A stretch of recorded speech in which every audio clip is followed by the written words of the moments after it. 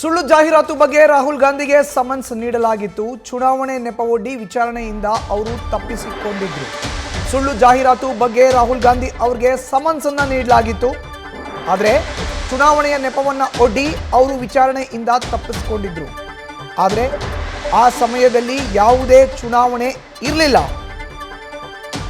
ಹೀಗಾಗಿ ರಾಹುಲ್ ಗಾಂಧಿ ವಿರುದ್ಧ ಕೋರ್ಟ್ ಕ್ರಮ ಕೈಗೊಂಡಿದೆ. ಸುಳ್ಳು ಜಾಹೀರಾತು ಕೇಸ್ ಬಗ್ಗೆ ಕೇಶವ್ ಪ್ರಸಾದ್ ಪ್ರತಿಕ್ರಿಯೆಯನ್ನು ಕೊಟ್ಟಿದ್ದಾರೆ. ಕೈ ವಿರುದ್ಧ ಮಾನನಷ್ಟ ಮೊಕದ್ದಮೆ ಹಾಕಿದ್ದಾರೆ ಬಿಜೆಪಿಯ ವಿಧಾನ ಪರಿಷತ್ ಸದಸ್ಯ ಕೇಶವ್ ಪ್ರಸಾದ್. ಇನ್ನು ಕಾಂಗ್ರೆಸ್ ನಾಯಕರ ವಿರುದ್ಧ ಸುಳ್ಳು ಜಾಹೀರಾತಿನ ಬಗ್ಗೆ ಮಾನನಷ್ಟ ಮೊಕದ್ದಮೆ ಹೂಡಿರೋ ಬಿಜೆಪಿ ನಾಯಕ ಕೇಶವ್ ಪ್ರಸಾದ್ ಜೊತೆ ನಮ್ಮ ಪ್ರತಿನಿಧಿ ಚಂದ್ರಶೇಖರ್ ಮಾತುಕತೆ ನಡೆಸಿದ್ದಾರೆ. ನೋಡೋಣ ಬನ್ನಿ.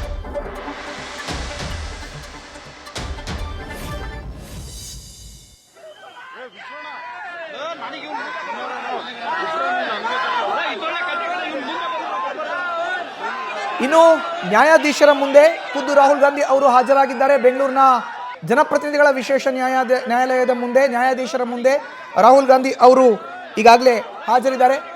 ಮುಖ್ಯಮಂತ್ರಿ ಮತ್ತು ಉಪಮುಖ್ಯಮಂತ್ರಿಗಳಿಗೆ ಇದೇ ಪ್ರಕರಣದಲ್ಲಿ ಈಗಾಗಲೇ ಜಾಮೀನು ಸಿಕ್ಕಿದೆ. ಇವತ್ತು ರಾಹುಲ್ ಗಾಂಧಿ ಅವರು ಹಾಜರಾಗಬೇಕಾಗಿತ್ತು. ಈ ನಿಟ್ಟಿನಲ್ಲಿ ದೆಹಲಿಯಿಂದ ಬೆಂಗಳೂರಿಗೆ ಆಗಮಿಸಿರೋ ಅಂತ ರಾಹುಲ್ ಗಾಂಧಿ ಅವರು ಮೈಸೂರು ಬ್ಯಾಂಕ್ ಸರ್ಕಲ್ ಬಳಿ ಇರೋ ಅಂತ ಬೆಂಗಳೂರಿನ ಜನಪ್ರತಿನಿಧಿಗಳ ವಿಶೇಷ ನ್ಯಾಯಾಲಯದಲ್ಲಿ ನ್ಯಾಯಾಧೀಶರ ಮುಂದೆ ಹಾಜರಾಗಿದ್ದಾರೆ.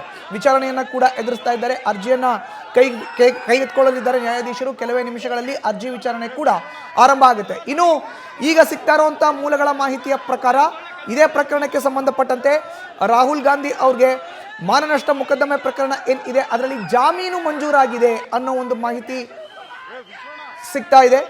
ಇನ್ನು ಬಿಜೆಪಿಯ ವಿಧಾನ ಪರಿಷತ್ನ ಸದಸ್ಯ ಕೇಶವ್ ಪ್ರಸಾದ್ ಅವರು ದಾಖಲಿಸಿದಂಥ ದೂರಿನ ಹಿನ್ನೆಲೆಯಲ್ಲಿ ಬೆಂಗಳೂರಿನ ಜನಪ್ರತಿನಿಧಿಗಳ ವಿಶೇಷ ನ್ಯಾಯಾಲಯದ ಮುಂದೆ ಖುದ್ದು ರಾಹುಲ್ ಗಾಂಧಿ ಅವರು ಹಾಜರಾಗಿ ವಿಚಾರಣೆಯನ್ನ ಎದುರಿಸ್ತಾ ಇದ್ದಾರೆ. ಈ ಬಾರಿ ಖುದ್ದು ಹಾಜರಾತಿಗೆ ನ್ಯಾಯಾಧೀಶರು ಸೂಚನೆಯನ್ನ ಕೊಟ್ಟಿದ್ರು. ಈ ನಿಟ್ಟಿನಲ್ಲಿ ಅವರು ಖುದ್ದು ಹಾಜರಾಗಿದ್ರು. ಕೋರ್ಟ್ನ ಮುಂದೆ ಹಾಜರಾಗಿದ್ದಾರೆ ರಾಹುಲ್ ಗಾಂಧಿ ಅವರು. ನಾವು ನೋಡ್ತಾ ಇದ್ದೀವಿ ದೃಶ್ಯಾವಳಿಗಳಲ್ಲಿ ರಾಹುಲ್ ಗಾಂಧಿ ಅವರು ಕೋರ್ಟ್ನ ಮುಂದೆ ಹಾಜರಾಗಲಿಕ್ಕೆ ಬರ್ತಾ ಇರೋವಂಥ ದೃಶ್ಯಾವಳಿಗಳನ್ನು ಬೆಂಗಳೂರಿನ ಜನಪ್ರತಿನಿಧಿಗಳ ಕೋರ್ಟ್. ನ್ಯೂಸ್ ಫಸ್ಟ್ ನಿರ್ಭೀತಿಯಿಂದ ನಿಮ್ಮ ಪರವಾಗಿ.